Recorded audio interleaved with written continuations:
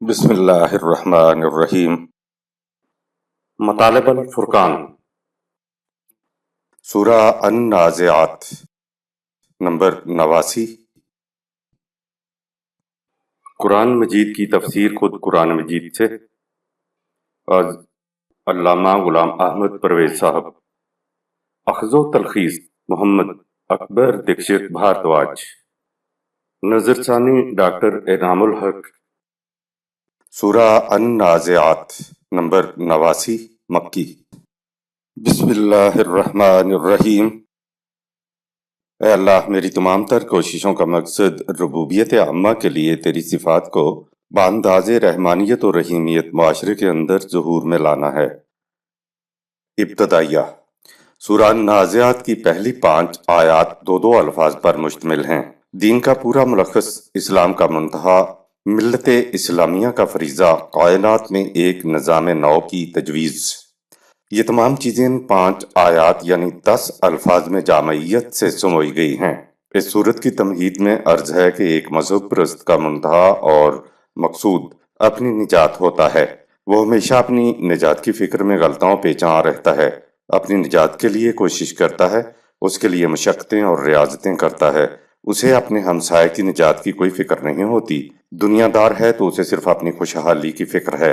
اگر وہ قوم ہے تو وہ صرف اپنے استحکام، اپنی توانائی اور غلبہ کی فکر میں رہتی ہے، خواہ اس مقصد کے لیے اسے دوسری اقوام کا خون بھی کیوں نہ نچوڑنا پڑے۔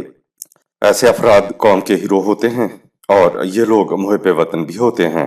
محب وطن سے مراد یہ ہے کہ وہ افراد جو اپنی قوم کے مفاد کے لیے ہر دوسری قوم کا گلا گھونٹتے، یہ جو تاریخ میں جن کے سنہری حروف میں نام لکھے ہوئے ہوتے ہیں، وہ وہی محب وطن ہیں جنہوں نے ہر ناجائز طریقے سے اور ہر شیطانی انداز میں دوسری اقوام کے مال و دولت کو اپنی قوم کے لیے غصب کیا۔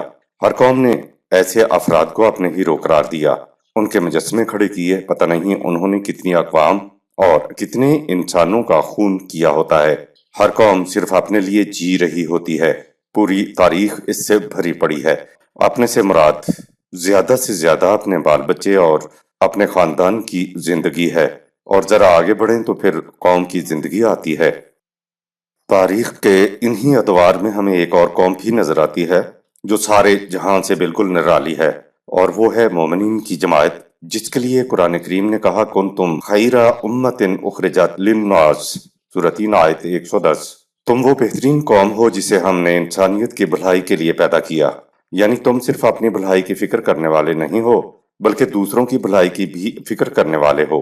دوسرے مقام پہ جماعت مومنین کا فریضہ بتایا کہ وَيَضَعُ عَنْهُمْ إِصْرَهُمْ وَالْأَغْلَالَ الَّتِي كَانَتْ عَلَيْهِمْ، سورہ 7 آیت 157۔ وہ جس بوجھ کے نیچے انسانیت تبھی چلی آ رہی تھی، اس بوجھ کو ان کے سروں سے اتارتا ہے اور ان کی زنجیروں کو توڑتا ہے، یعنی مذہبی پیشوائیت نے جو خود ساختہ آئین و شریعت اور ظالمانہ احکامات کی جو بوجھل سلیں انسانوں کے سروں پر لاد رکھی ہیں، ان کو وہ اتارتا ہے، اور ان کی خود ساختہ عقائد، تقلید اور اوہام کی زنجیریں جنہوں نے انسانی قلب اور دماغ کو جکڑ رکھا ہے، ان کو وہ توڑتا ہے۔ یہ ہے جماعت مومنین کے نبی اور رسول کا فریضہ۔ خدا نے ہدایت اور گمراہی کے دونوں راستے وحی کے ذریعے بتا دیے۔ سورہ 90 آیت نمبر 10۔ ان میں سے ایک راستہ تو ذاتی مفاد پرستی کا ہے، یعنی جیسے بھی ہو سکے دوسروں کی محنت کا محاصل غصب کر لیا جائے اور یوں تانا آسانی اور عیش پرستی کی زندگی بسر کی جائے۔ دوسرا راستہ ہدایت کا راستہ ہے جو بڑا ہی محنت طلب اور صبر آزما ہے۔ قرآن کی روح سے دین، روٹی، ربوبیت سے شروع ہوتا ہے، الحمدللہ رب العالمین، سورہ 1 آیت نمبر 1، اور دین کا اختتام بھی ربوبیت پر ہی ہوتا ہے، قل اعوذ برب الناس، سورہ 114 آیت نمبر 1۔ یعنی ربوبیت کا انتظام کرو تاکہ لوگ غلامی میں جانے سے بچ جائیں۔ روٹی کا مسئلہ حل ہو جائے تو پھر انسان غلامی سے بچا رہتا ہے۔ محمد الرسول اللہ والذین معہ امت اول تھی جنہوں نے غلامی اور محکومی سے آزادی حاصل کر لی تھی۔ جماعت مومنین کی اب مخالفین سے کشمکش اس لیے تھی کہ شیطان نے، سرکش لوگوں نے جو رکاوٹیں، ہنڈرینسز ڈالی ہوئی تھیں، ان کو دور کیا جائے تاکہ نوع انسانی ہر قسم کی غلامی سے آزاد ہو کر صحیح اور غلط راستے کا از خود آزادانہ انتخاب کر سکے۔ آیات 1 تا 5 میں جماعت مومنین کا فریضہ بیان ہوا ہے۔ آیت نمبر 1۔ والنازعات غرقا. طاقتور ظالم قوتیں کمزور طبقے کو اس طرح کچلتی ہیں کہ ان کی ساری توانائیاں اور صلاحیتیں دب کر رہ جاتی ہیں، جس سے وہ بنجر زمین کی مانند ہو جاتی ہیں۔ لیکن قوانین خداوندی کی اطاعت کرنے والی انقلابی جماعت ایسے کمزور طبقے کی دبی ہوئی صلاحیتوں کو پورے زور سے کھینچ کر اوپر لے آتی ہے۔ غرقن کا مفہوم۔ غرقن لفظ نے غلامی و محکومی کی انتہائی تصویر کشی کی ہے۔ محکومی اور غلامی کی پستی میں پھینک دینا مستبد قوتوں کا کام ہوتا ہے۔ پستی کے لیے تو عربی میں کئی لفظ ہیں، لیکن قرآن نے یہاں غرقن لفظ استعمال کیا ہے۔ پانی میں ڈوب کر غرق ہو کر انسان پانی کی تہ میں اتر جاتا ہے، جہاں اس کی حالت یہ ہوتی ہے کہ نہ تو وہ کچھ دیکھ سکتا ہے، نہ وہ کچھ سن سکتا ہے، اور نہ کوئی اس کی بات سن سکتا ہے۔ دیکھا غلامی کی تصویر جو قرآن نے ایک لفظ غرقن استعمال کر کے بیان کر دی ہے۔ جن کو غلام بنا دیا گیا ہوتا ہے وہ اپنی آنکھوں سے نہیں بلکہ وہ آقا کی آنکھوں سے دیکھتے ہیں۔ غلام کسی کی نہیں سنتا، وہ صرف اپنے آقا کی سنتا ہے۔ غلام کسی کو کچھ سنانا چاہے بھی تو کوئی اس کی نہیں سنتا۔ اللہ اکبر۔ ایک لفظ غرقن میں قرآن کریم نے غلامی کی انتہائی تصویر کھینچ دی۔ غلام جہاں بھی ہوگا وہ چیخے چلائے گا لیکن کچھ کر نہیں سکے گا۔ کسی کی سنے گا صحیح، کسی کو دیکھے گا صحیح، لیکن آقا ہر دروازے پر مہر لگا دیتا ہے۔ وہ اپنی آنکھ سے دیکھ نہیں سکتا، اپنے کانوں سے سن نہیں سکتا، اپنی زبان سے کچھ کہہ نہیں سکتا۔ زبان غلام کی ہوتی ہے لیکن زبان پر بات آقا کی ہوتی ہے۔ غرقن کے لفظ سے سمن بکمن امیون کی کیفیت سامنے آتی ہے۔ غلاموں کے آقا غلاموں کو غرقابی سے نکلنے نہیں دیں گے۔ اس سے بھی زیادہ مشکل تب ہوتی ہے جب غلام خوئے غلامی میں پختہ ہو جاتے ہیں، تو پھر غلام خود بھی غرقابی سے نکلنا نہیں چاہتے۔ غلامی میں غرق انسان کے حواس باقی نہیں رہتے، سوچنے سمجھنے کے سب دروازے بند ہو چکے ہوتے ہیں۔ پھر کوئی ان کو غلامی سے آزاد کرانا بھی چاہے تو یہ غلامی سے نکلنا ہی نہیں چاہتے۔ مثلاً خوئے غلامی میں پختہ پرندے کو اگر قفس سے نکال بھی دیا جائے تو پھر واپس قفس میں آ جاتا ہے۔ یہ تو دیکھنے میں روز آتا ہے کہ پنجرہ آگے آگے ہوتا ہے اور پرندہ اس کے پیچھے پیچھے چلا آتا ہے۔ النازعات کا مفہوم۔ غرقن انداز سے غرق ہوئے افراد کو نکالنے کے لیے قرآن النازعات کا لفظ لایا ہے۔ ڈوبے شخص کو تیزی کے ساتھ اوپر کھینچنا ہوتا ہے تاکہ وہ سانس لے سکے۔ ایسے شخص کے لیے یہ انتظار نہیں کیا جاتا کہ اس کا ہاتھ یا پاؤں ہاتھ میں آ جائے تو کھینچا جائے، بلکہ بال بھی اگر ہاتھ میں آئے ہیں تو اس کو بالوں سے پکڑ کر فوراً اوپر کھینچا جاتا ہے۔ جماعت مومنین جنہوں نے خود آزادی حاصل کر لی تھی تو ان کا فریضہ ختم نہیں ہو گیا تھا۔ اب ان کا فریضہ یہ تھا کہ ہوئے غلامی میں پختہ غرق افراد و اقوام کو کھینچ کر گھسیٹ کر اوپر لایا جائے۔ پہلے تو انہیں سطح آب پر لا کر اپنے برابر کرنا ہوگا تاکہ ان کی سانس بحال ہو۔ جماعت مومنین نے کشمکش، تصادمات اور تزاحمات سے اپنی آزادی حاصل کی تھی۔ یہ تیر کر باہر آ گئے تھے، ابھی ساحل پر کھڑے ہوئے تھے کہ حکم ہوا کہ جو نیچے ڈوبے ہوئے ہیں تم نے ان کو بھی نکالنا ہے۔ ہر وہ قوم جو آزاد ہے اس پر فریضہ عائد ہوتا ہے کہ وہ دوسروں کو بھی آزادی دلائے۔ اسلام شمشیر سے نہیں پھیلا، البتہ غلامی میں غرق افراد اور اقوام کو باہر نکالنے کے لیے شمشیر کا استعمال ضرور ہوا۔ اسی مقصد کے لیے جنگیں کرنا پڑیں۔ رسول اللہ صلی اللہ علیہ وسلم نے مدینہ پہنچنے کے چند سال بعد ہی کیسر و کسریٰ کو خطوط لکھے کہ تمہارے ہاں کے مزدوروں، مزاروں اور کاشتکاروں پر جو ظلم ہو رہے ہیں تم انہیں روک دو تو اچھا ہے، ورنہ ہمیں تمہارے ہاتھ روک دینا پڑیں گے۔ رسول اللہ صلی اللہ علیہ وسلم النازعات غرقن کے فریضہ سے آگاہ تھے کہ خود آزادی حاصل کرنے کے بعد غلامی میں غرق افراد اقوام کو بھی بالوں سے پکڑ کر کھینچ کر باہر لانا ہے۔ یہ ہے والنازعات غرقن، اسی لیے سربراہوں کو خطوط لکھے گئے تھے۔ آیت نمبر 2۔ والناشطات نشطا. اور طاقتور ظالم طبقے کی کمزوروں کی راہ میں ڈالی ہوئی تمام رکاوٹوں کو وہ جماعت ہٹا کر کمزور طبقے کی غلامی کی گرہیں کھول دیتی ہے تاکہ وہ آزادانہ سرگرم عمل ہوں۔ والناشطات ناشطن کا مفہوم۔ ایک تو آزادی وہ ہوتی ہے جسے مادر پدر آزادی کہتے ہیں۔ دنیا کی طاقتور قومیں اسی زمرے میں آتی ہیں، جو جی چاہے فیصلے کریں، جس کا جی چاہے گلا کاٹ دیں، جس کو جی چاہے لوٹ لیں۔ یہ اپنی قوم کے مفاد کی خاطر ناجائز طریقوں سے بھی پیچھے نہیں ہٹتے۔ ان کے ہاں آزادی اسی کا نام ہے۔ لیکن ایک آزادی اور بھی ہے جس میں مستقل اصول و اقدار کی پابندیاں کرتے ہوئے زندگی بسر کرنا ہوتی ہے، اور یہی اصل آزادی ہے۔ کچھ ستارے تو اپنی جگہ سے ہلتے تک نہیں، مثلا قطب تارہ۔ ایسے ستارے اپنی جگہ گھومتے ضرور ہیں لیکن ان میں آگے جانے کی حرکت نہیں ہوتی۔ کچھ سیارے وہ ہوتے ہیں جو گھومتے بھی ہیں اور حرکت کر کے آگے بڑھتے ہیں۔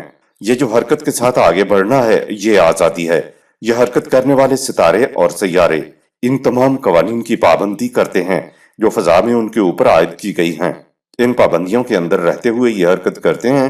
یہ ہے وہ آزادی جسے قرآن کی روح سے آزادی کہا جاتا ہے، یعنی انسان کو پورا اختیار و ارادہ حاصل ہو اور وہ خدا کی عائد کردہ پابندیوں کے اندر رہتے ہوئے برضا و رغبت حرکت کر کے ستاروں اور سیاروں کی مانند قوانین خداوندی کی حدود میں رہتے ہوئے حرکت کرنا۔ اس کا نام نشاط ہے۔ آزادی یا نشاط کی ایسی تعریف کہیں اور نہیں مل سکے گی۔ پابندیوں کے اندر رہتے ہوئے حرکت کرنے میں خوشی محسوس کرنا، یہ ہے نشاط۔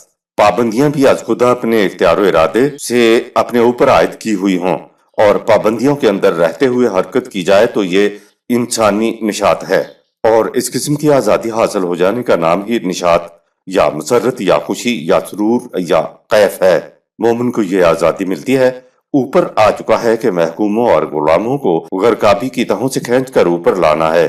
اس آیت میں بتایا کہ پھر انہیں اس قابل بھی بنانا ہے کہ انہیں اقدار خداوندی کی حدود کے اندر رہتے ہوئے آزادی حاصل ہو۔ یہ ہے والناشطات ناشطہ۔ آیت نمبر 3۔ والسابحات سبحا، اس طرح وہ غرقن کمزور طبقہ رکاوٹیں نہ ہونے کی وجہ سے اپنی ہی توانائی کے زور پر حرکت و عمل کے سمندر میں تیرتا ہوا سرگرم عمل ہو جاتا ہے۔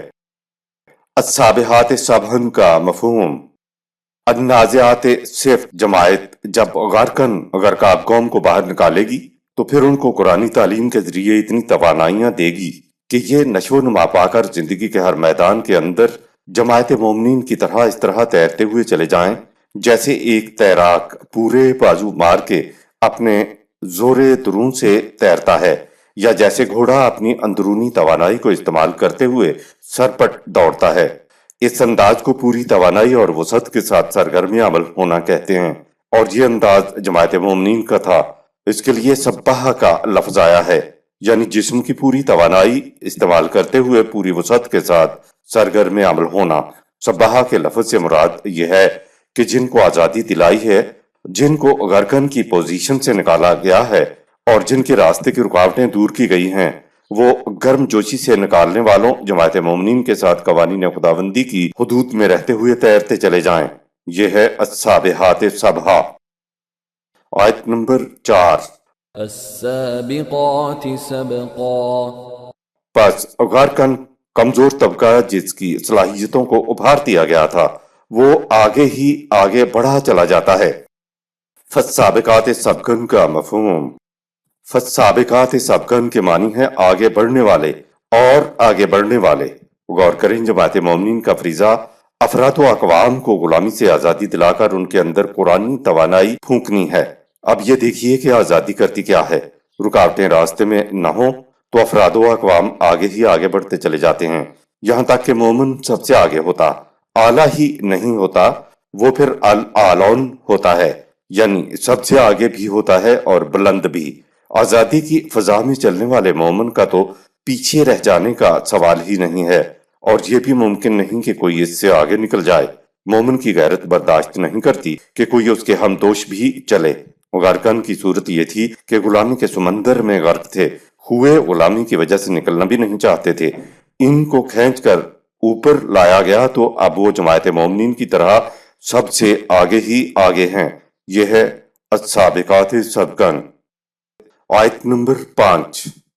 المدبرات امرا، یہاں تک کہ اقتدار ظالم طبقے سے چھین کر کمزوروں کے ہاتھ میں آ جاتا ہے اور وہ اپنے تمام امور کی تدابیر خود قوانین خداوندی کی روشنی میں آپ کرتے ہیں۔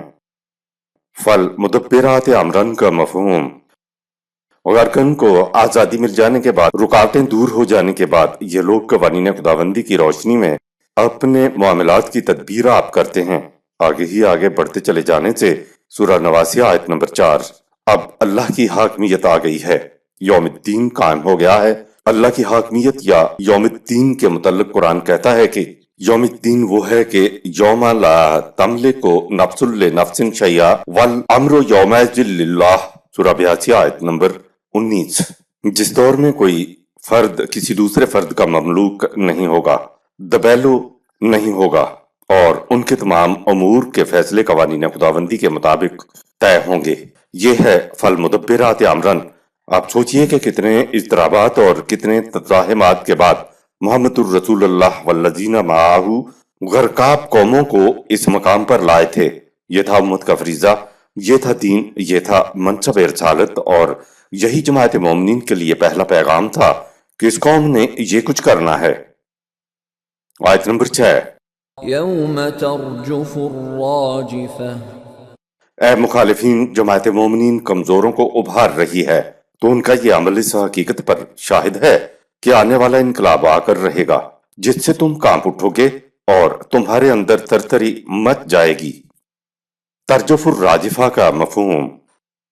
اوپر 5 آیات میں محمد الرسول اللہ والذین معہ کا فریضہ بتایا گیا تھا کہ زندگی کا مقصد صرف یہ نہیں کہ خود آزادی سے لطف اندوز ہوا جائے، بلکہ فریضہ یہ ہے کہ جہاں بھی غلام ہو، محکوم قوم ہو، ان کو غلامی کے سمندر سے نکال کر آزاد کیا جائے، سورہ 89 آیت 1-2۔ ان کی صلاحیتوں کی نشو و نما کی جائے، سورہ 89 آیت 3، تاکہ وہ زندگی کے موجوں سے بھرپور سمندر میں تیرتی ہوئی آگے چلتی جائیں، سورہ 89 آیت نمبر 4۔ اور وہ اس قابل ہو جائیں کہ اپنے معاملات کو قوانین خداوندی کے مطابق خود طے کرنے لگیں، سورہ 89 آیت نمبر 5۔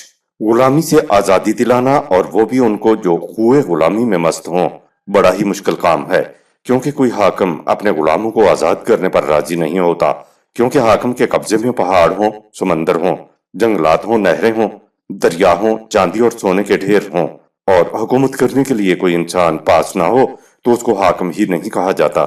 حاکم ہونے کے لیے محکوم کی ضرورت ہوتی ہے، تو محکوم کو کون چھوڑتا ہے؟ یہ کام تو ٹکراؤ کے بغیر نہیں ہوتا، اس لیے کہا کہ اب وہ دور آئے گا جس میں اے جماعت مومنین تمہیں میدان جنگ میں جانا ہوگا، مخالفین سے ٹکراؤ ہوگا، لشکر کشی ہوگی، وہاں ایسا ٹکراؤ ہوگا کہ مخالفین کی بنیادیں تک ہل جائیں گی، کانپ اٹھیں گے، تھرتھری مچ جائے گی۔ یہ ہے یوم ترجف الراجفہ۔ اس آیت سے آیت 9 تک مخالفین کو آنے والے تصادمات سے آگاہ کیا جا رہا ہے۔ آیت نمبر 7۔ تتبعها الرادفة یہ انقلاب تمہارا پیچھا نہیں چھوڑے گا، تمہیں تصادمات کے جھٹکے پر جھٹکا لگے گا، اور ہر جھٹکے سے نیچے کا طبقہ ابھر کر اوپر آ جائے گا، اور اوپر والا طبقہ نیچے چلا جائے گا، سورہ 89 آیات 8-9۔ الرادفہ تو کا مفہوم اسی لفظ سے ہی ہمارے ہاں ردیف لفظ ہے، جو ہمارے ہاں شاعری میں ہوتی ہے۔ عربی میں یوں سمجھو کہ ایک گھوڑے یا اونٹ پر آگے پیچھے 2 سواریاں بیٹھی ہوئی ہیں، تو پیچھے والی سواری ردیف ہوتی ہے۔ یہ اتنی حسین تشبیہ ہے کہ وہ آگے والی سواری جہاں جہاں جائے گی، یہ پیچھے والی سواری اس کے ساتھ ساتھ چلتی جائے گی۔ یہ پیچھے بیٹھی ہوئی سواری اگلی سواری کا پیچھا ہی نہیں چھوڑے گی، لہذا مخالفین کے اعمال ان کا پیچھا ہی نہیں چھوڑیں گے، جہاں جہاں وہ جائیں گے پیچھے پیچھے ان کے ساتھ ان کے اعمال کے نتائج ہوں گے، یعنی ان کے اعمال کے نتائج پچھلی سواری ہیں جو اگلی سواری کے پیچھے بیٹھے ہوئے ہیں۔ یہ ہے تتبعها الرادفہ۔ آیت نمبر 8۔ قلوب يومئذ واجفة جھٹکوں کی وجہ سے یہ ایسا دن ہوگا جس میں سرکش اکابرین کے دل تیزی سے دھڑک رہے ہوں گے، یہ سخت اضطراب میں مبتلا ہوں گے۔ آیت نمبر 9۔ أبصارها خاشعة شکست و نامرادی کے احساس سے ان کی نگاہیں ندامت سے جھکی ہوئی ہوں گی۔ آگے سورہ 89 آیت 10 سے آیت 12 تک رسول اللہ صلی اللہ علیہ وسلم کی تنبیہات کا مخالفین مذاق اڑاتے ہیں۔ آیت نمبر 10۔ يقولون أئنا لمردودون في الحافرة مذاق اڑاتے کہتے ہیں، ذرا ان کی سنو، کہہ رہے ہیں کہ کمزوروں سے چھنی ہوئی تمام قوت و دولت ہم سے سلب کر لی جائے گی، اور کہتے ہیں کہ تم پھر اسی حالت میں پہنچ جاؤ گے جس حالت میں تم قوت و دولت سے پہلے تھے، یعنی بغیر جاؤ حشمت کے۔ یہ جو آثار قدیمہ والے ماضی میں تباہ و ہلاک ہونے والی بستیوں کی کھدائی کر کے شہروں کو نکالتے ہیں تو وہاں سے ایسے ڈھانچے نکلتے ہیں جو آثار قدیمہ بن چکے تھے۔ آثار قدیمہ قوموں کی تباہی کی تشبیہ کے لیے کیا خوبصورت الفاظ ہیں۔ جب کھودتے ہیں تو کوئی انسان تو وہاں سے نکلتا نہیں، انسانوں کی ہڈیاں نکلتی ہیں جسے پنجر کہتے ہیں۔ آیت نمبر 11۔ أَإِذَا كُنَّا عِظَامًا نَخِرَةً اور ذرا سنو، ہمارے متعلق مزید کہتے ہیں کہ تم بغیر قوت کی کھوکھلی ہڈیاں رہ جاؤ گے۔ کہا یہ جا رہا ہے کہ تم زندہ قوم نہیں رہو گے، زندہ انسانوں میں تمہارا شمار نہیں ہوگا۔ یوں سمجھو کہ تم آثار قدیمہ میں تبدیل ہو جاؤ گے، تمہاری ہڈیاں بے جان اور کھوکھلی ہو جائیں گی۔ آیت نمبر 12۔ قالوا تلك إذا كرة خاسرة مخالفین مذاقن کہتے ہیں کہ اگر ایسا ہو گیا اور ہم پہلی حالت کو پہنچ گئے تو یہ گردش ہمارے لیے بہت بری ہوگی، اس میں تو ہم سراسر نقصان میں رہیں گے۔ آیت نمبر 13۔ فإنما هي زجرة واحدة ان سے کہو کہ ایسا کر دینا ہمارے لیے کچھ مشکل نہیں، وہ بگل کی ایک سخت آواز ہوگی جس سے جنگ کا اعلان ہوتا ہے۔ آیت نمبر 14۔ فإذا هم بالساهرة سب میدان میں ہوں گے اور پھر میدان جنگ میں فیصلہ ہو جائے گا۔ قرآن اپنے دعاوی کے ثبوت میں اشیاء کائنات اور اقوام سابقہ کے انجام کو شہادت میں پیش کرتا ہے۔ جماعت مومنین محکوموں اور غلاموں کی آزادی کے لیے آگے بڑھ رہی ہے، میدان جنگ میں پہنچ رہی ہے تاکہ ان کے راستے کی رکاوٹیں دور کی جائیں، تاکہ پھر وہ آزادی میں صحیح اور غلط راستے کا آزادانہ خود فیصلہ کر سکیں۔ قرآن کریم کا انداز یہ ہے کہ جب وہ کوئی دعویٰ کرتا ہے تو اس کے بعد اس کے لیے دلائل بہم پہنچاتا ہے۔ دلائل کے لیے ایک طریق تو یہ ہے کہ وہ خارجی کائنات میں جو نظام کار فرما ہے اس کو بطور شہادت پیش کرتا ہے کہ ہمارا قانون یہ ہے اور اس طرح کار فرما ہے، اور یہ کہ ہمارا قانون کبھی ناکام نہیں ہوتا۔ پھر کہتا ہے کہ جس طرح خارجی کائنات میں ہمارا قانون مثبت نتائج دے رہا ہے، اس طرح اگر خدا کے قوانین کے مطابق انسان بھی زندگی بسر کرے تو انسانی دنیا میں بھی مثبت نتائج نکلیں گے، جس سے اس کا معاشرہ خوشگوار ہو جائے گا۔ جب قرآن قوموں کے متعلق کوئی بات کرتا ہے تو دوسرا انداز یہ ہے کہ وہ سابقہ قوموں کے احوال و سرگزشتیں بطور شواہد پیش کرتا ہے کہ تاریخ کے اوراق کو الٹ کر دیکھو کہ کیا ایسا نہیں ہوا۔ اگلی آیت سے تاریخی شواہد شروع ہوتے ہیں کہ دیکھو حضرت موسیٰ علیہ السلام کی زیر کمان کیسا انقلاب آیا تھا۔ آیت نمبر 15۔ هل أتاك حديث موسى انبیاء اور ان کے رفقا کمزوروں کو ابھار کر اوپر لاتے رہے ہیں، مثلا موسیٰ علیہ السلام اور فرعون کی داستان تمہیں پہنچ چکی ہے۔ آیت نمبر 16۔ إذ ناداه ربه بالواد المقدس طوى یاد کرو جب موسیٰ علیہ السلام اس مقام میں پہنچ چکا تھا جہاں عقل کے تجرباتی طریق کی لمبی مسافتوں کو لپیٹ کر رکھ دیا جاتا ہے اور اس پر وحی کے ذریعے براہ راست حقائق کے انکشاف کا سلسلہ شروع ہوا۔ سورہ 20 آیت نمبر 13۔ اس وقت اس کے رب نے اسے پکارا اور کہا، وادی المقدس کے معنی ہیں دور دراز کی مسافتیں، لمبے لمبے راستے۔ نبوت ملنے سے پہلے تلاش حقیقت میں سرگرداں ایک نبی کی یہ حالت ہوتی ہے، لیکن اپنی کاوشوں سے حقیقت نہیں ملتی۔ حقیقت خود کو نبی پر آشکارا کرتی ہے، اس میں نبی کی تگ و تاز اور کوششوں کا کوئی حصہ نہیں ہوتا۔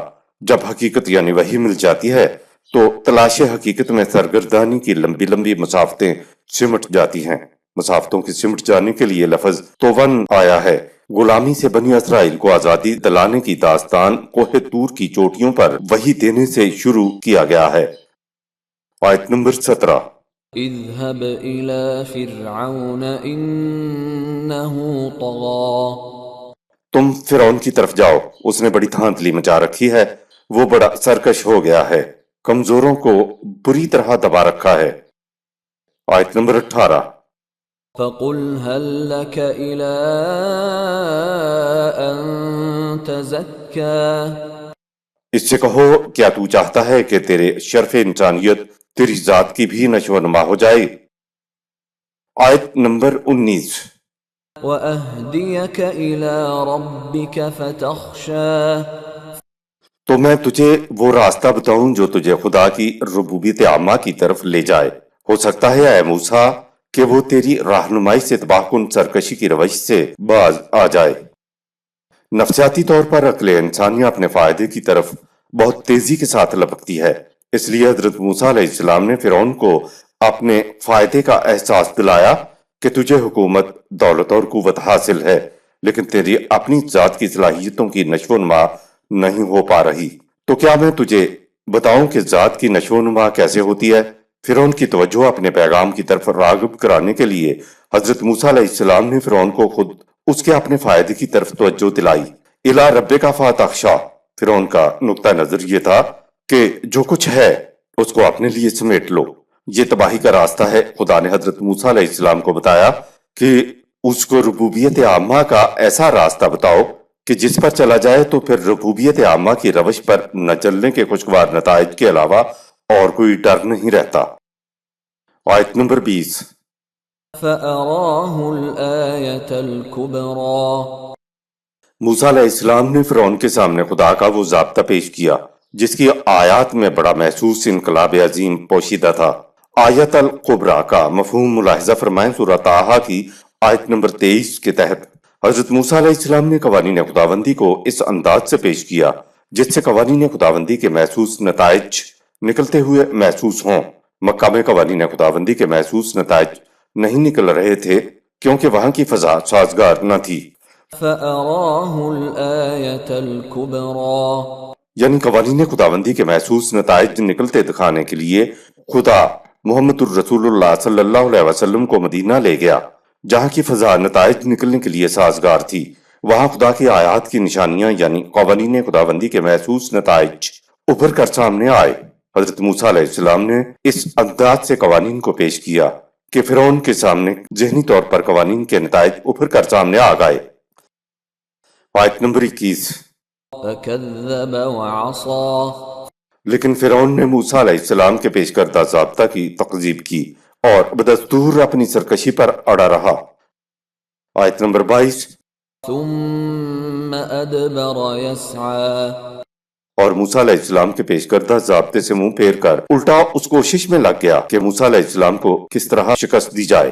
ثم ادبر یسعی، ادبر تو یہ ہے کہ اس سے اس نے منہ موڑ لیا، یہ منفی پہلو ہے۔ دوسرا لفظ ہے یسعی، اس میں مثبت پہلو ہے، یعنی منہ موڑ کر بیٹھ نہیں گیا، موسیٰ علیہ السلام کو شکست دینے کے پروگرام کو کامیاب بنانے کی کوشش میں لگ گیا، اور اس کوشش میں سب سے پہلے اس نے مملکت کے عبائدینوں اراکین کو جمع کرنے کے لیے پکار لگائی۔ آیت نمبر 23۔ فحشر فنادى چنانچہ موسیٰ علیہ السلام کو شکست دینے کی غرض سے اس نے اپنی مملکت کے اکابرین کو پکارا اور جمع کیا۔ آیت نمبر 24۔ فقال انا ربكم الاعلى اور ان سے کہا، موسیٰ علیہ السلام جو کہتا ہے کہ خدا تمہاری نشو و نما کرنے والا ہے غلط ہے، میں ہی سب سے بڑا تمہاری نشو و نما کرنے والا ہوں، ان داتا ہوں۔ انا ربکم الاعلی، اس کے معنی یہ نہیں کہ وہ ان سب کا سب سے بڑا معبود تھا۔ عوام فرعون کی پرستش نہیں کرتے تھے، فرعون تو خود سورج دیوتا کی پرستش کرتا تھا۔ یہاں ربکم سے مراد ربوبیت ہے، یعنی میں تمہارا انداتا ہوں، تمہاری روٹی میرے قبضے میں ہے، کیونکہ مصر کی زمینیں میری ہیں اور اس میں رواں دواں دریا اور نہریں میری ملکیت ہیں۔ سورہ 43 آیت نمبر 51۔ روٹی کی محتاجی غلامی کی سب سے بڑی سیڑھی ہے۔ آیت نمبر 25۔ فأخذه الله نكال الآخرة والأولى بس خدا کے قانون مکافات نے سرکش کی پاداش میں اسے ایسا پکڑا جس سے اس کا حال اور مستقبل دونوں تباہ و برباد ہو گئے۔ نقالہ کا مفہوم، نقال لفظ میں کوئی اذیت یا عقوبت نہیں ہوتی، اس کے معنی ہوتے ہیں کسی کو پابند کر دینا، کسی کی حرکت کو روک دینا۔ قرآن یہ لفظ انہی معنوں میں لاتا ہے۔ یہ نہیں ہوا کہ وہ محکوم ہو گیا تھا، مفتوح ہو گیا تھا، اس کی قوت چھن گئی تو پھر اس کو یہ عذاب دیا گیا اور پھر یہ اذیت دی گئی۔ دراصل عصا سورہ 89 آیت نمبر 21، اس کا طغا سورہ 89 آیت 17 تھا۔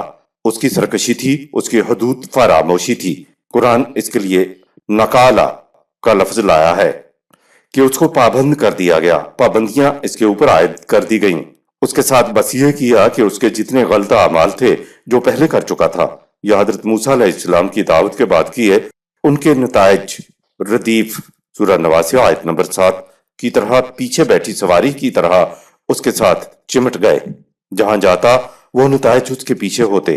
وہ زنجیریں، بیڑیاں، ہتکڑیاں بن کر فرعون کو لگ گئی تھیں۔ اس کو نکالا کہتے ہیں۔ چور کی سزا کے طور پر نکال کا لفظ آیا ہے، سورہ 5 آیت نمبر 38۔ یعنی ایسی صورت پیدا کی جائے، ایسی پابندیاں عائد کی جائیں کہ چور چوری کرنے سے باز رہے۔ آیت نمبر 26۔ ان فی ذلک لعبرۃ لمن یخشی۔ موسیٰ اور فرعون کی اس تاریخی داستان میں ہر اس شخص اور قوم کے لیے سامان عبرت ہے جو خدا کے قانون مکافات کی گرفت سے ڈرے۔ عبرتن کا مفہوم، عبرہ پل کو کہتے ہیں۔ پل کے اس طرف آپ کھڑے ہیں تو یہ کھڑے ہونے والی جگہ آپ کی منزل مقصود نہیں ہے، مقصود وہ ہے جو پل کے اس پار ہے۔ آپ نے پل کو پار کرتے ہوئے گزرنا ہے۔ یہ یہاں سے وہاں تک پہنچنے کا ذریعہ پل ہے۔ اس ذریعہ یعنی پل کو عبرتن کہا جاتا ہے۔ کسی واقعہ، کسی داستان، کسی استعارہ، کسی تشبیہ کو بیان کرنے کے بعد کہنا کہ یہ مقصود پہ ذات نہیں، یہ تو پل ہے، عبرہ ہے جس سے گزر کر ذریعے کو استعمال کر کے تم اصل حقیقت تک پہنچ سکو گے۔ یہ داستان تو ایک پل ہے، ذریعہ ہے، اس سے تم نے حقائق تک پہنچنا ہے۔ اس کے لیے کہا کہ حقیقت تک پہنچ وہی سکے گا جس کو خدا کے قوانین کی خلاف ورزی کے تباہ کن نتائج کا کچھ ڈر ہو، وہی ان قوانین کے آگے جھکے گا۔ یہ خشیہ ہے۔ آیت نمبر 27۔ أأنتم أشد خلقا أم السماء بناها۔ اے رسول، تم اپنی قوم کے سامنے یہ تاریخی شہادتیں پیش کرنے کے بعد ان سے پوچھو کہ پیدائش کے اعتبار سے کیا تم زیادہ سخت اور مستحکم ہو یا یہ فضائی کرے جنہیں ہم نے بنایا ہے۔ آیت نمبر 28۔ رفع سمكها فسواها۔ خدا نے ان عظیم کروں کو فضا کی بلندیوں میں پیدا کیا اور پھر ان میں ایسا اعتدال اور توازن رکھ دیا کہ وہ اپنے اپنے مقام میں نہایت استحکام کے ساتھ سرگرم عمل ہیں۔ آیت نمبر 29۔ وأغطش ليلها وأخرج ضحاها۔ پھر اسی فضا میں رات کو تاریک بنایا اور دن کے وقت اس کی روشنی کو نمودار کیا۔ قرآن اپنے بتائے ہوئے قانون کے حقانیت کو ثابت کرنے کے لیے ہمیشہ دو چیزیں پیش کرتا ہے، جس میں ایک تو تاریخی شواہد ہیں اور دوسرا وہ خارجی کائنات کا ذکر کرتا ہے۔ تاریخی شواہد تو حضرت موسیٰ علیہ السلام کی سرگزشت میں آ گئے اور اب شواہد میں خارجی کائنات کا ذکر کر رہا ہے۔ پیچھے آ چکا ہے کہ فرعون نے مصر کی زمینوں، دریاؤں اور نہروں پر اپنی ملکیت کا دعویٰ کیا تھا۔ اب ضمناً یہاں یہ آ گیا کہ کرے اور کائنات ہم نے تخلیق کیے، تو تم کیسے مالک ہونے کا دعویٰ کر سکتے ہو؟ دوسری بات یہ بتائی کہ غور تو کرو، کیا ان کروں کی تخلیق مشکل تھی یا تمہاری تخلیق مشکل تھی؟ اور اس پر بھی غور کرو کہ فضائی کرے ہمارے قانون کے مطابق کس طرح استوار ہیں اور اپنے اپنے مقام پہ نہایت استحکام کے ساتھ سرگرم عمل ہیں۔ اس کے علاوہ ہمارے قانون کی روح سے دیکھو کہ رات کو کس طرح تاریک بنایا اور دن کو روشن۔ تاریکی اور روشنی کہیں باہر سے نہیں آتی، بلکہ خدا نے اپنے قانون کی روح سے جو انتظام کیا ہوا ہے یہ اس انتظام میں موجود ہے۔ آیت نمبر 30۔ والأرض بعد ذلك دحاها۔ اور زمین کو ہیولائے کائنات سے یوں تیزی کے ساتھ الگ کیا جس طرح گوپیے سے پتھر پھینکا جاتا ہے۔ سورہ 21 آیت نمبر 30۔ نمبر 1، کائنات کی تخلیق کے بارے میں سائنس کے انکشافات۔ نمبر 2، کائنات سے متعلق قرآن کریم کا بیان۔ اور نمبر 3، کائنات سے متعلق قرآنی حوالہ جات۔ ملاحظہ فرمائیں سورۃ الانبیاء کی آیت 30 کے تحت۔ مفسرین پر تان کی بات نہ تھی اگر لکھ دیتے کہ ہم نے کائنات سے متعلق آیات کے بارے میں یوں سمجھا ہے۔ 1400 سال پہلے انسانی ذہن یہ نہیں بتا سکتا تھا کہ کرے گھوم رہے ہیں اور آگے بھی بڑھ رہے ہیں۔ آج سائنس نے یہ بات ثابت کر دی ہے کہ واقعی کرے فضا میں گھوم رہے ہیں اور آگے بھی بڑھ رہے ہیں۔ قرآن نے ایک ہی لفظ دہا سورہ نواسی آیت نمبر 30 سے فضائی کروں کا الگ الگ ہو جانا بیان کر دیا۔ سائنسدان اپنی تحقیق کے زور پر اس نتیجے پر پہنچے ہیں، اور جب ان کو معلوم ہوتا ہے کہ یہ بات تو 1400 سال پہلے قرآن نے کہی ہوئی ہے، تو وہ بے اختیار پکار اٹھتے ہیں کہ اے لوگو، غور کرو، کیا 1400 سال قبل کسی انسان کا ذہن یہ بات کہہ سکتا تھا؟ اگر کسی انسان کا ذہن یہ بات نہیں کہہ سکتا تھا تو پھر آگے بات یہی ہے کہ وحی کا سرچشمہ علم کوئی ماورائے انسانیت ہے، اور یہ کہ قرآن کسی انسان کی تخلیق نہیں ہو سکتا۔ علم الافلاق سے متعلق آیات کے بارے میں کوئی مفسر اگر لکھتا کہ میں نے ایسا سمجھا ہے، تو کوئی بعد میں آنے والا علم انسانی کی روشنی میں اس سے اختلاف کر سکتا تھا، اور اس میں کچھ مشکل نہیں تھی۔ ہمارے ہاں تو سازش یہ ہوئی کہ نہ جانے کن کن کے اقوال کو رسول اللہ صلی اللہ علیہ وسلم سے منسوب کر کے ان کو رسول اللہ صلی اللہ علیہ وسلم کی احادیث کہہ دیا گیا۔ اب کون قیامت تک آپ صلی اللہ علیہ وسلم کے بیان کردہ قرآنی مفہوم سے اختلاف کر سکتا ہے؟ اب انسانی علم کی روح سے جو بھی انکشافات ہوں گے، وہ اگر روایات سے مطابقت نہیں رکھتے تو کہا جائے گا کہ یہ رسول اللہ صلی اللہ علیہ وسلم کا فرمودہ نہیں ہو سکتا، تو پھر تو مزید تدبر، تفکر اور غور و فکر کی گنجائش نکل آتی ہے۔ لیکن اگر یہ کہا جائے کہ نہیں صاحب، یہ تو رسول اللہ صلی اللہ علیہ وسلم ہی کا فرمودہ ہے، تو پھر نہ صرف یہ کہ مشکل پیش آتی ہے، بلکہ معترض کے اعتراضات کا جواب دینا بھی مشکل ہو جاتا ہے۔ مثلا 20ویں صدی کے آخری چوتھائی میں مدینہ یونیورسٹی کے چانسلر نے یہ بات کہی کہ جو شخص یہ کہتا ہے کہ زمین گھومتی ہے وہ خارج از اسلام ہے، اس پر ارتداد کا فتویٰ لگے گا، کیونکہ وہ رسول اللہ صلی اللہ علیہ وسلم کی ایک حدیث کو جھٹلا رہا ہے۔ ہمارے اسلاف کے دور میں علم الافلاق پر پڑے پردے ابھی اٹھے نہیں تھے۔ ان کے دور میں یہ انکشافات ہو جاتے تو وہ بھی ہماری طرح سوچتے، لیکن گزشتہ ادوار میں انسانی ذہن کی سطح پست تھی۔ آج ہم ان حقائق کو سمجھنے لگے ہیں تو اس میں ہماری کون سی کاریگری ہے کہ انسانی علم کے بلند ہونے سے ہم ان حقائق کو سمجھنے لگے ہیں؟ ابھی تو علم انسانی نے نہ جانے اور کچھ کیا بے نقاب کرنا ہے۔ فرانس کے غیر جانبدار سائنسدان مورس بوکائے کی کتاب بائبل، قرآن اور سائنس سے چند باتیں۔ پس منظر یہ ہے کہ اس نے کائنات سے متعلق بائبل کا مطالعہ کیا اور بائبل سے منحرف ہو گیا اور کہا، معاف کرنا، بائبل کے خدا کو تو اتنا بھی معلوم نہیں کہ زمین گھومتی ہے یا ساکن ہے۔ یہودیت اور عیسائیت کو تو اس نے یوں مسترد کر دیا۔ خیال گزرا کہ مسلمانوں کی بھی ایک کتاب ہے، اس کو بھی دیکھ لیا جائے۔ ترجمہ پڑھا اور اسی موضوع پر بائبل کو دیکھا تو اس نے کہہ دیا کہ جو کچھ بائبل کہہ رہی ہے وہی کچھ قرآن کہہ رہا ہے۔ اس کو خیال گزرا، یہ تو میں مترجم کے خیالات پڑھ رہا ہوں، اس سے تو مجھے معلوم نہ ہو سکے گا کہ قرآن کیا کہہ رہا ہے۔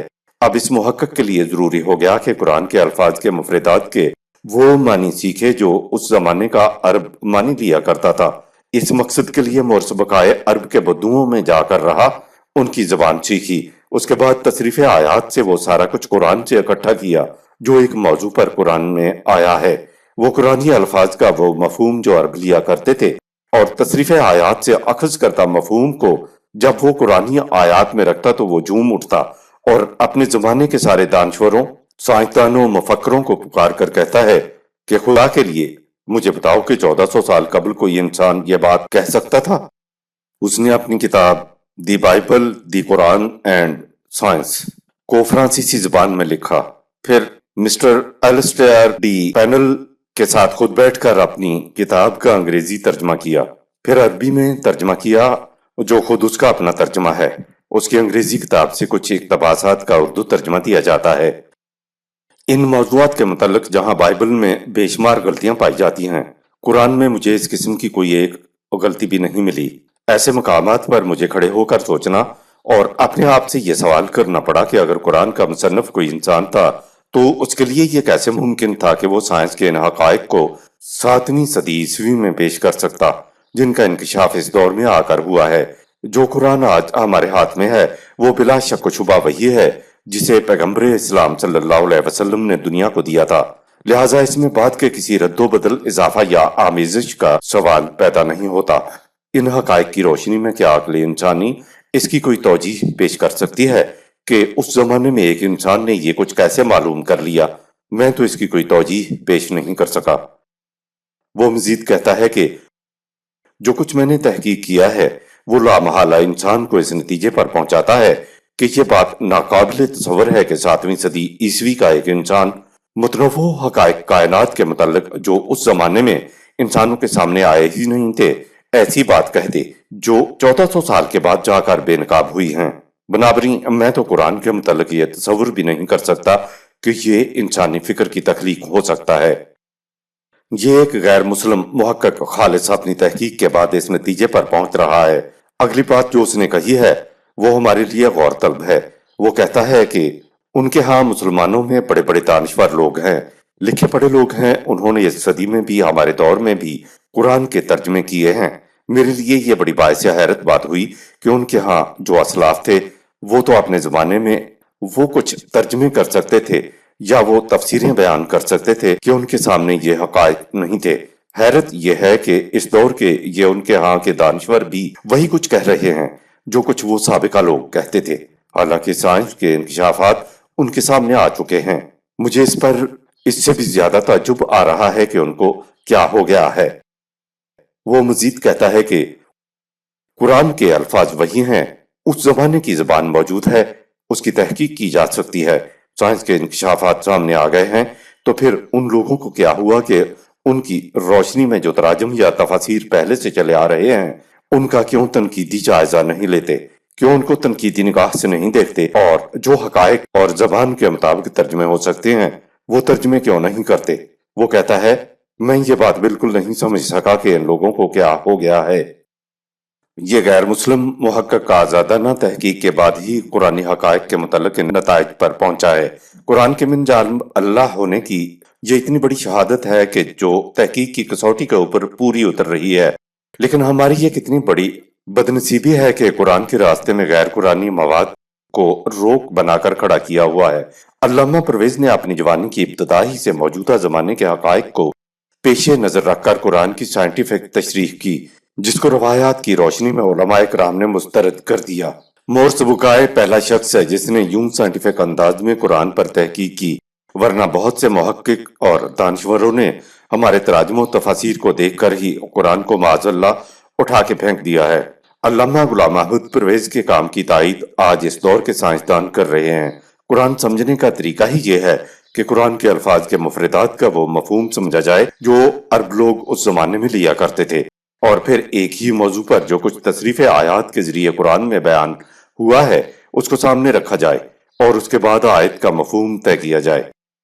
مورس بکائے اپنی کتاب کے آخری باب قرآن، حدیث اور جدید سائنس میں لکھتا ہے کہ میں آپ کو بتاتا ہوں کہ یہ مسلمان اتنی بڑی روشنی اور نعمت کے باوجود تاریکیوں کے اندر کیوں ٹامکٹوئیاں مار رہے ہیں۔ اس باب میں اس نے ہماری حدیثیں دی ہیں کہ انہوں نے ان کا بیڑا کر کیا ہوا ہے۔ معاذ اللہ یہ نہیں کہ رسول اللہ صلی اللہ علیہ وسلم کی کوئی حدیث ایسی ہے، اس کا تو سوال ہی پیدا نہیں ہوتا۔ اس نے ان کو وضعی روایات کہا ہے۔ وہ ایک طرف تو وضعی روایات دیتا اور پھر اس کے مقابل بائبل کے بیانات دیتا اور پھر کہتا ہے کہ دیکھ لو یہ دونوں ایک ہی ہیں، جہاں سے بائبل والوں نے لی ہیں وہیں سے مسلمانوں نے بھی لی ہیں۔ انہوں نے روایات کو خود ہی وضع کیا ہے اور بائبل کا حصہ بنا دیا، ادھر مسلمانوں نے بھی روایات کو خود ہی وضع کیا۔ خدا کی حفاظت کی وجہ سے ان روایات کو قرآن کا حصہ تو نہ بنایا جا سکا، مگر قرآن کے ساتھ ایک اور قرآن بنا دیا۔ یہ ہیں وضعی روایات جو دونوں کے ہاں موجود ہیں۔ اپنی کتاب کے پہلے 2 حصوں کے اندر اس نے بائبل اور قرآن کا تقابل کیا اور پھر یہ کہا کہ نظر آ رہا ہے کہ روایات بائبل کے زمانے کے ذہن انسانی کی تخلیق ہیں، اس میں قدم قدم پر غلطیاں اور فاحش غلطیاں ہیں، یہ سائنس کے خلاف ہیں اور تحقیق کے بھی خلاف ہیں۔ وہ کہتا ہے کہ قرآن عین علم اور حکمت اور تحقیق کی کسوٹی پر پورا اترتا ہے۔ وہ بتاتا ہے کہ بائبل والے تو اس کا دعویٰ ہی نہیں کرتے کہ ان کی بائبل لفظاً وہی ہے جو ان کے انبیاء کرام کو ملی تھی۔ اس کے برعکس ان مسلمانوں کے پاس تو لفظاً وہی قرآن ہے جو ان کے نبی کو دیا گیا تھا، مگر ان مسلمانوں کو کیا ہو گیا ہے۔ وہ بتاتا ہے کہ بائبل اور روایات تحقیق کے میدان میں ایک ہی سطح پر کھڑے ہوئے ہیں، اور یہ سطح مذہب کی سطح ہے، دین کی سطح نہیں ہے۔ قرآن کو قرآن سے اور عقل کی روح سے سمجھنے والوں کی خون کی ندیاں بہا دی گئیں تاریخ سے معلوم ہوتا ہے کہ قرآن کو قرآن سے اور عقل کی روح سے پہلے بھی سمجھنے کی کوشش کی گئی، لیکن آج ان کی کتاب کا ایک ورق بھی نہیں ملتا۔ مذہبی پیشوائیت نے ان کا خون بغداد کی گلیوں میں بہایا۔ ان کے خون کی شہادت وہ کتابیں دیتی ہیں جو مذہبی پیشوائیت نے لکھی ہیں۔ ان کی کتابوں میں گالیاں دیتے ہوئے ان کا نام نظر آ جاتا ہے کہ ایسے بھی لوگ تھے۔ اس کے بعد اس سوچ کو اتنا پیچھے دھکیلا گیا کہ 1000 برس میں بھی اس قسم کی کوئی کوشش ہی نہیں ہوئی۔ اگر ہوئی ہوگی تو وہ انفرادی طور پر ہوئی ہوگی، اس لیے ان کی کتابیں آگے نہیں آئیں، چھپی رہی ہوں گی۔ علامہ غلام احمد پرویز نے قرآن کو قرآن سے اور عقل کی روح سے اور موجودہ زمانے کے انکشافات کو سامنے رکھتے ہوئے قرآن کی تشریح کی ہے۔ قرآن کے بتائے ہوئے طریقے سے قرآن کو سمجھا اور سمجھایا ہے، لیکن مذہبی پیشوائیت نے قرآن کی آواز کو آگے نہ آنے دیا۔ انہوں نے اس کے خلاف الزام لگایا کہ یہ منکر حدیث ہے، یہ منکر شان رسالت ہے، یہ مرتد ہے، کافر ہے۔ پرویز کی تو کوئی دکانداری نہ تھی، اس لیے اس کا تو کچھ نہ بگڑا، مگر افسوس کہ قرآنی بصیرت عام نہ ہو سکی۔ انہوں نے یہ مخالفت اس لیے کی کہ قرآن خالص کو لے لیا جائے تو مذہبی پیشوائیت کی دکان میں کچھ باقی نہیں رہتا۔ یہ علماء 9-10 سالوں میں 18 علوم پڑھتے ہیں، لیکن ان کے نصاب میں نہیں ہے تو قرآن نہیں ہے۔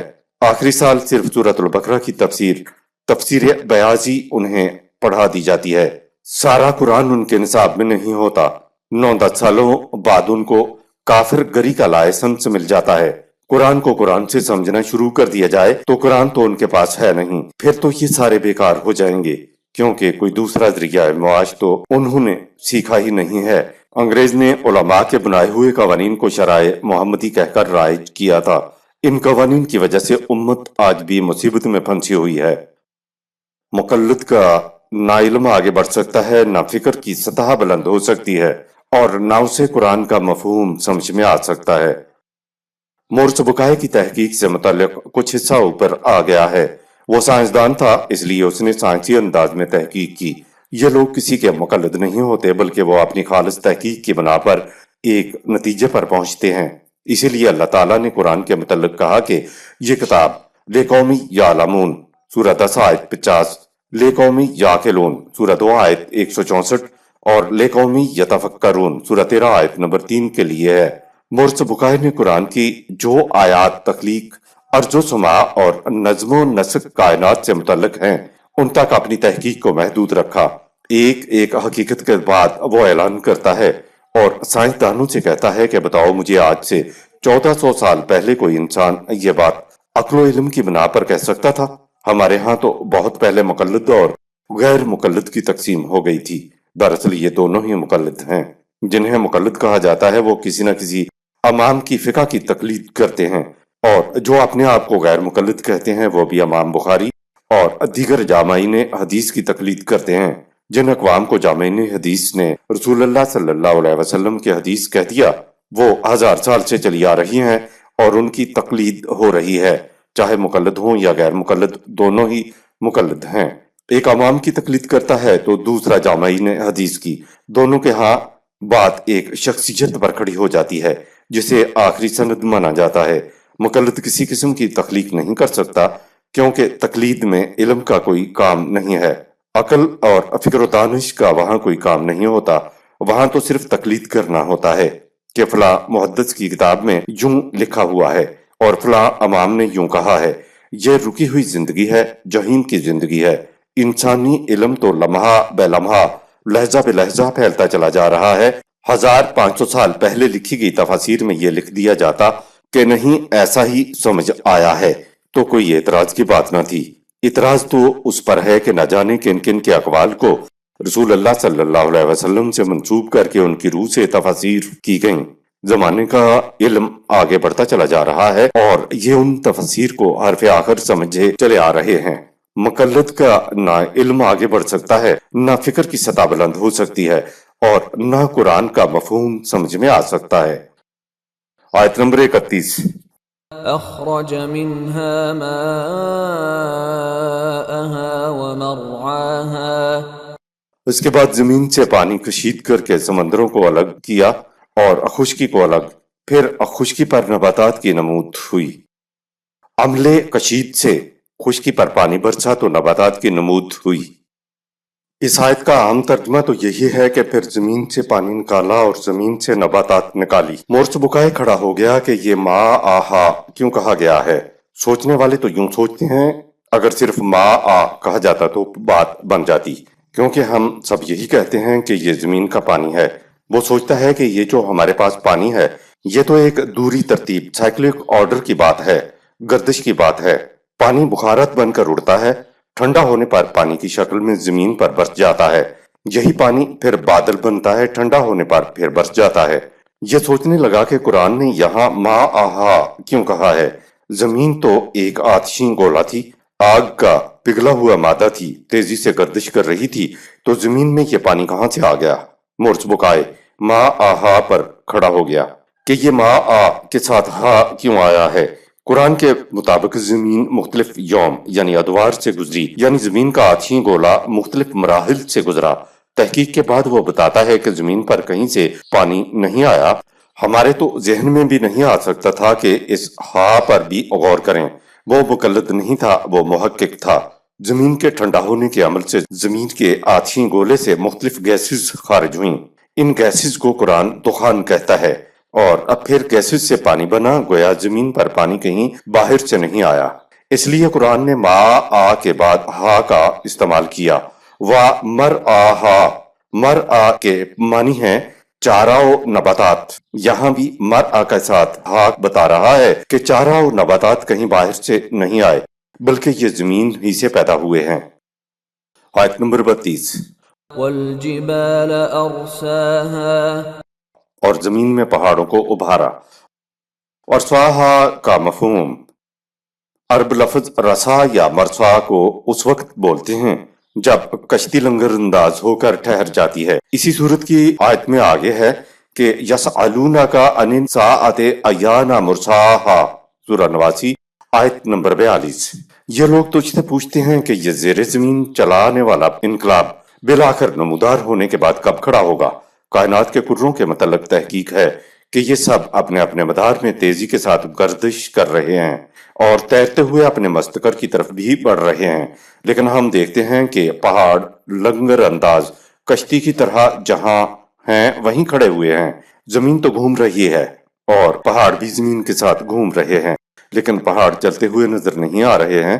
قرآن نے پہاڑوں کو زمین کی کشتیاں کہا ہے کہ وہ لنگر انداز ہو کر ایک مقام پر کھڑی ہو گئی ہیں۔ پہاڑوں کے ایک جگہ جم کر کھڑے ہونے سے ہوا یہ کہ پانی کا بہت بڑا ذخیرہ برف کی شکل میں پہاڑوں پر جمع ہو جاتا ہے، اور گرمی کے موسم میں جب پانی کی زیادہ ضرورت ہوتی ہے تو پہاڑوں کی برف پانی میں ڈھل کر ندی نالوں اور دریاؤں کو رواں رکھتی ہے، جن سے ہم ضرورت کے مطابق پانی لے لیتے ہیں، اور باقی پانی سمندر میں چلا جاتا ہے، جہاں سے پانی بادل بنتا ہے اور برستا ہے۔ پانی کی یہ گردش یوں چلتی رہتی ہے۔ آیت نمبر 33۔ متاعا لكم ولأنعامكم کائنات کے سلسلے کو اس انداز سے استوار کیا کہ زمین تمہارے اور تمہارے مویشیوں کے لیے سامان زیست متاع پیدا کرے۔ متاع اور لکم کا مفہوم متاع لکم کے معنی ہے متاع تم سب کے لیے۔ متاع کے لفظ میں قرآن کا سارا معاشی نظام آ گیا ہے۔ سامان سفر کو متاع کہتے ہیں۔ اس میں عام طور پر سفر میں کام آنے والی ضروری چیزیں ہوتی ہیں، مثلا تھوڑا سا پانی، راستے میں پانی نکالنے کے لیے ڈول اور رسی، حفاظت کے لیے ایک لٹھ، چھوٹی سی بوری جس میں کھانے کے لیے ستو اور سفر کا دیگر سامان ہوتا تھا، سر پر لپیٹنے کا کپڑا۔ یہ تمام اشیاء وہ ہیں جو اشد ضرورت کے وقت کام آئیں گی۔ مسافر ایک چیز بھی زائدہ ضرورت ساتھ نہیں رکھے گا، کیونکہ سفر میں تو سامان کو اٹھانا بھی ہوتا ہے، اس لیے وہ پورا خیال رکھے گا کہ زائدہ ضرورت کوئی سامان نہ ہو۔ سفر میں بقدر ضرورت سامان کو عربی میں متاع کہتے ہیں۔ اس ایک لفظ میں قرآن کا سارا معاشی نظام آ گیا کہ سب کچھ اپنے لیے سمیٹ کر رکھنے کی ضرورت نہیں، زمین پر صرف متاع کے ساتھ گزارا کیا جائے۔ تسلسل کے ساتھ تمہیں اور تمہاری اولاد کو رزق دینے کی ذمہ داری نظام خداوندی کی ہے۔ سورہ 6 آیت 152۔ لکم بتا رہا ہے کہ یہ متاع تم سب انسانوں کے فائدے کے لیے ہے، نہ کہ سمیٹنے کے لیے۔ اب یہ بات واضح ہو گئی کہ زمین، پہاڑوں اور پانی کا ذکر کیوں ہو رہا تھا۔ قرآن اپنے کسی اصول کی طرف لانے کے لیے معلومات بہم پہنچاتا ہے ان تمام چیزوں معلومات کا ذکر کر کے قرآن نے متعلقوں کے اصول کی طرف لانا تھا کہ سمیٹنا نہیں ہے۔ اب اگر زمین اور اس کی پیداوار تم سب قوم کے لیے ہے تو یہ خدا کی منشا کے مطابق ہے، اور اگر یہ سب کے لیے نہیں ہے تو یہ نظام کفر ہے۔ قوم کے اندر ساری انسانیت آ جاتی ہے۔ آیت نمبر 34۔ فَإِذَا جَاءَتِ الطَّامَّةُ الْكُبْرَى اگر زمین کی پیداوار تمام انسانوں کے لیے زیست کا سامان بننے کی بجائے کمزوروں اور ناتوانوں کو بالادستوں کے پنجائے استعداد میں جکڑنے کا ذریعہ بن جائے تو پھر وہ انقلاب عظیم آ جائے گا، جس کا ذکر سورہ 89 آیات 6 تا 9 میں کیا گیا ہے۔ التاماتوں کا مفہوم۔ التاماتو سورہ 89 آیت نمبر 34 پانی کے سیلاب کو کہتے ہیں، اور قبرا سورہ 89 آیت نمبر 34 بہت بڑے سیلاب کو ظاہر کر رہا ہے۔ پانی اپنی سطح ہموار رکھتا ہے، کہیں بھی پانی چھوڑ دیجئے، پہلے وہ گڑھوں کو بھرے گا پھر آگے چلے گا۔ اس طرح سیلاب بلندیوں اور پستیوں کو ہموار کرتا ہوا آگے بڑھتا ہے۔ کہنا یہ مقصود ہے کہ اسلامی انقلاب کا بہت بڑا سیلاب آئے گا، جس سے طبقاتی تقسیم کی اونچ نیچ مٹ جائے گی اور قانون کی نگاہ میں سب برابر ہو جائیں گے۔ اس صورت کی ابتدا النازعات سے ہوئی تھی، یعنی وہ قومیں جن کو غلامی کے سمندر میں ڈبو کر رکھا گیا تھا۔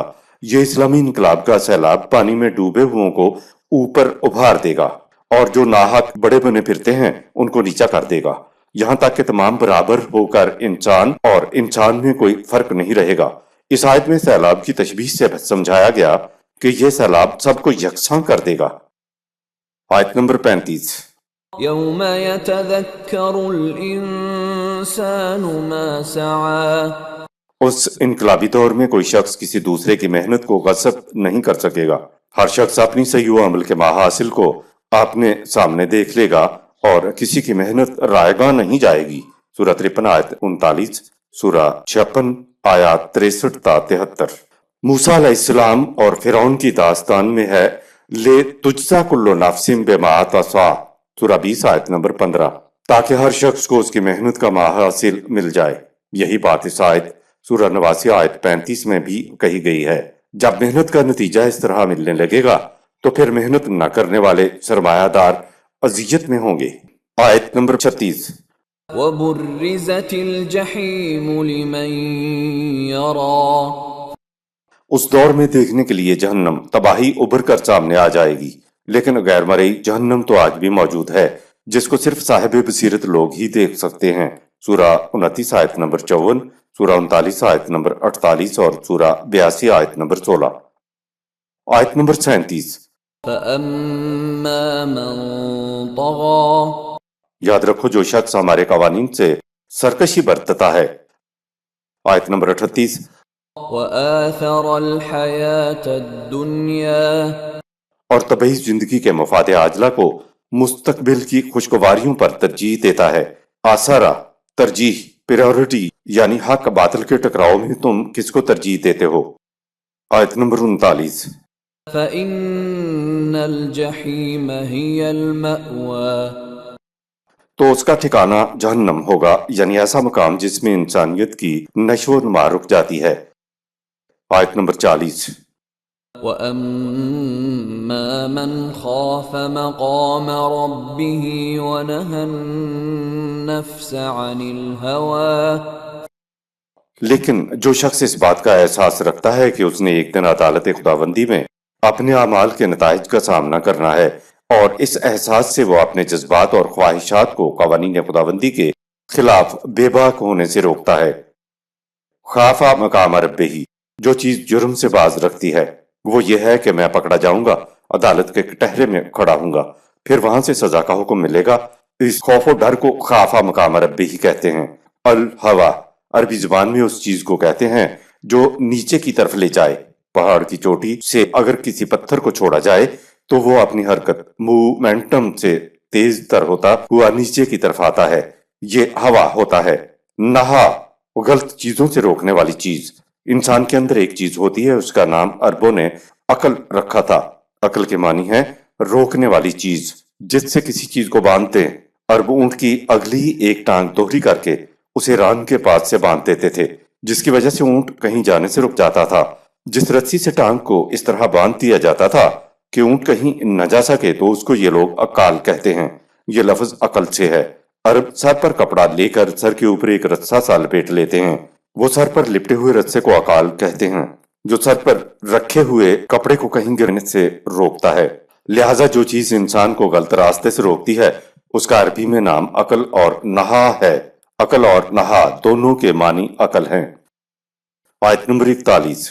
فإن الجنة هي المأوى तो ये ऐसा शख्स है जिसका मकाम दुनिया और आखिरत में जन्नत है। आयत नंबर 42। يسألونك عن الساعة أيان مرساها इस इनकलाब के मतलब सुनने के बाद ये लोग तुझसे पूछते हैं कि ज़ेरे ज़मीन चलता हुआ इनकलाब बिलाखिर नमूदार होने के लिए कब खड़ा होगा। और साहा देखिए सूरह नवासी आयत 32। आयत नंबर 43। فيم أنت من ذكراها ऐ रसूल इनसे कह दो कि तुम इस बहस में क्यों पढ़ते हो, मैं नहीं जानता कि वो इनकलाब कब आएगा। सूरह 7 आयत 187, सूरह 33 आयत नंबर 63 और सूरह 42 आयत नंबर 17। आयत नंबर 44। إلى ربك منتهاها इनकलाब का मुतय्यन वक्त सिर्फ खुदा के इल्म में है। ये तमाम बातें आखिरकार उसी के कानून मशय्यत के मुताबिक तय होंगी। सूरह 53 आयत नंबर 42। मुंतहा ये लफ्ज भी नहा ही से है जिसके मानी रुकना या ठहरना होता है। आयत नंबर 45। إنما أنت منذر من يخشاها मेरा फरीजा तो बस यह है कि जो शख्स खुदा के कानून मकाफात का एहसास रखता है और जिंदगी की तबाहियों से डरता है उसे बता दूं कि गलत रवश का नतीजा क्या होगा। आयत नंबर 46। كأنهم يوم يرونها لم يلبثوا إلا عشية أو ضحاها जब इनकलाब सर पर आ गया तो ये लोग आहो बका करेंगे कि हमें मोहलत का वक्फा बहुत कम मिला, यूं ही एक सुबह या एक शाम जितना। अगर ज्यादा वक्त मिलता तो हम अपनी रविश बदल लेते, लेकिन उस वक्त आहो बका करने का क्या फायदा। सदकल्लाहुल अज़ीम। यहाँ सूरह अन-नाज़िआत इख्तिताम पजीर होती है। शुक्रिया।